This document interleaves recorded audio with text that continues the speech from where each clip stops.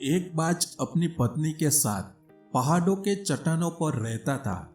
एक दिन उन्होंने सोचा, क्यों न जंगल के बीच ही घोंसला बनाकर रहा जाए। जंगल में रहेंगे तो शिकार के लिए ज्यादा मेहनत भी नहीं करनी पड़ेगी, क्योंकि जंगल में तो कई छोटे मोटे जानवर शिकार के लिए मिल ही जाएंगे। ये सोचकर बाज के इस जोड़े ने जंगल के एक सबसे ऊंचे पेड़ पर अपना घोंसला तैयार करना शुरू कर दिया। अब मौसम भी बदल चुका था। बाज की पत्नी ने घोंसले में अंडे दिए।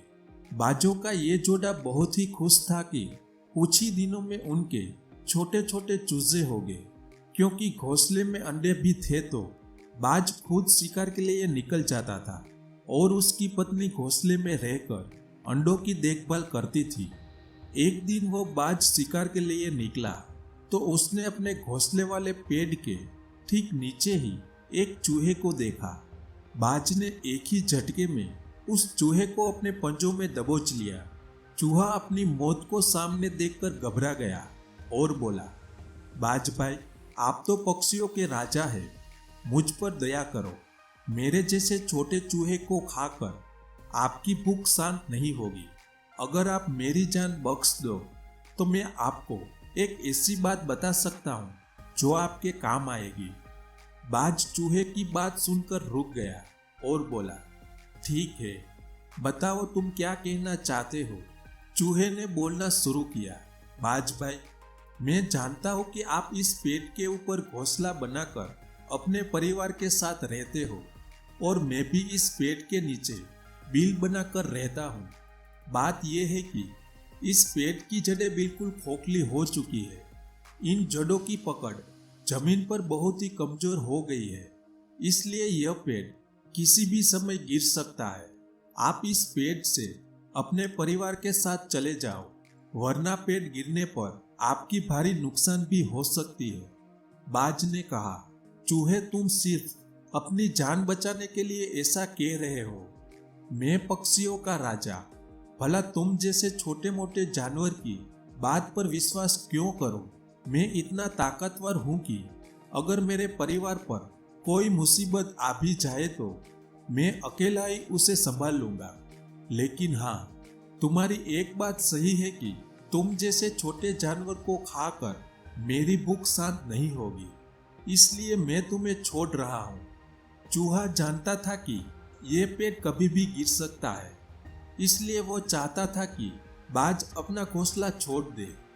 लेकिन बाज अपने घमंड के कारण चूहे की चेतावनी को अनसुना कर देता है।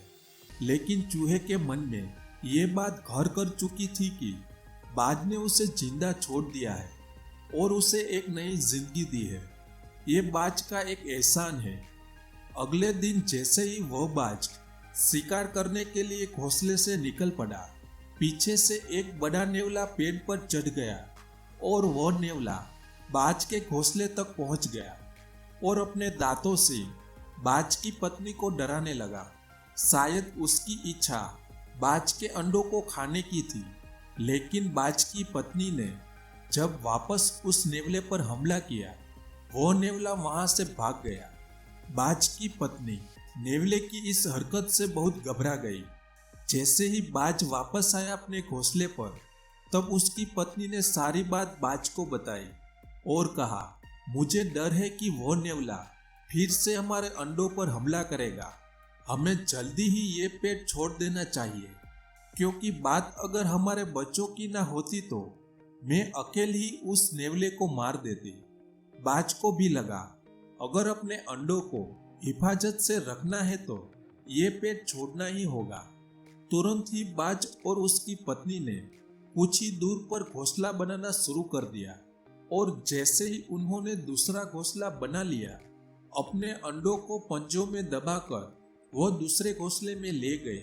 अब बाज और उसकी पत्नी दूसरे घोंसले में आराम से रहने लगे। अभी उन्हें दूसरे घोंसले में पहुंचे हुए एक ही दिन निकला था कि शाम के समय तेज हवा चलने लगी। तभी उन्होंने देखा, जिस पेड़ पर वो पहले रहते थे वह हवा की मार को नहीं झेल पाया और धड़ाम से जमीन पर गिर गया। पेड़ अपनी जड़ों के समेत ही उखड़ चुका था। तब बाज को उस चूहे की बात याद आई कि चूहे ने कहा था कि वह पेड़ अपनी जड़ों से बहुत कमजोर है और कभी भी गिर सकता है। लेकिन जबकि बाज अपना घोंसला बदल चुका था, इसलिए बाज और उसका परिवार सुरक्षित था। अगले दिन सुबह वह चूहा बाज के नए घोंसले के नीचे पहुंचा और उसने बाज को आवाज लगाई, क्यों बाज भाई, तुम्हारा परिवार सुरक्षित है ना? चूहे के साथ वो नेवला भी था। चूहे और नेवले को एक साथ देखकर वह बाज सोच में पड़ गया।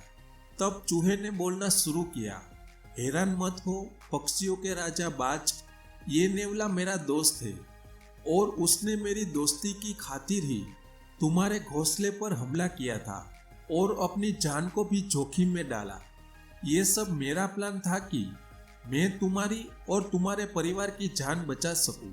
मैंने ही नेवले को भेजा था तुम्हारे घोंसले पर हमला करने के लिए, और वह भी ठीक उसी समय जब तुम घोंसले पर नहीं थे, क्योंकि मैं जानता था कि उस समय तुम्हारी पत्नी अकेली होगी और वह नेवले को कोई नुकसान नहीं कर पाएगी।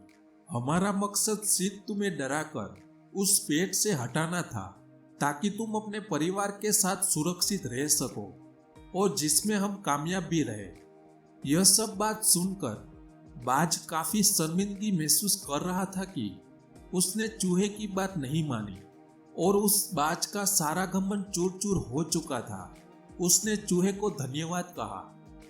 फ्रेंड्स, ये कहानी से हमें यह सीख मिलती है कि हम चाहे कितने भी काबिल, कितने भी होशियार या कितने भी ताकतवर क्यों न हो जाए, लेकिन कभी घमंड नहीं करना चाहिए और कभी भी किसी को उसकी साइज, रंग या रूप को देखकर छोटा या मामूली समझने की गलती नहीं करनी चाहिए।